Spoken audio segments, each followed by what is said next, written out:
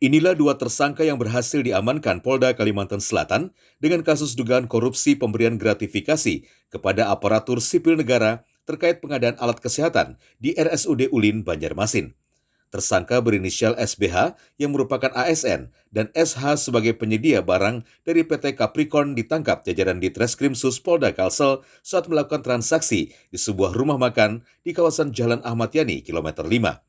Polisi turut menyita sejumlah barang bukti, yaitu uang senilai Rp11.519.000, satu buah smartphone Apple, tas serta dokumen kesehatan. Pemeriksaan sebanyak 11 orang. Pertama, 2 saksi di TKP, 3 saksi pegawai di Rumah Sakit Ulin, dan 4 saksi di PT Capricorn sendiri. Kejadian OTT di salah satu rumah makan, lokasi di Palima, di mana tersebut ada transaksi 2 orang.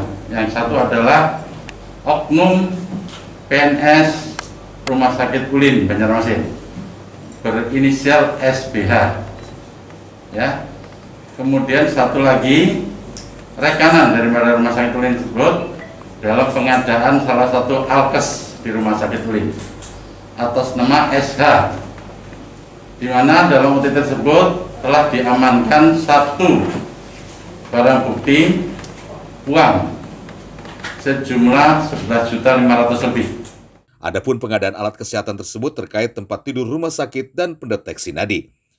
Mempertanggungjawabkan perbuatannya, kedua tersangka akan dijerat pasal 12B dan 12C Undang-Undang Tindak Pidana Korupsi tahun 2001 dengan ancaman kurungan 20 tahun penjara serta denda Rp1 miliar. Dari Banjarmasin, Alif Hidayatullah, Kalsel 1net.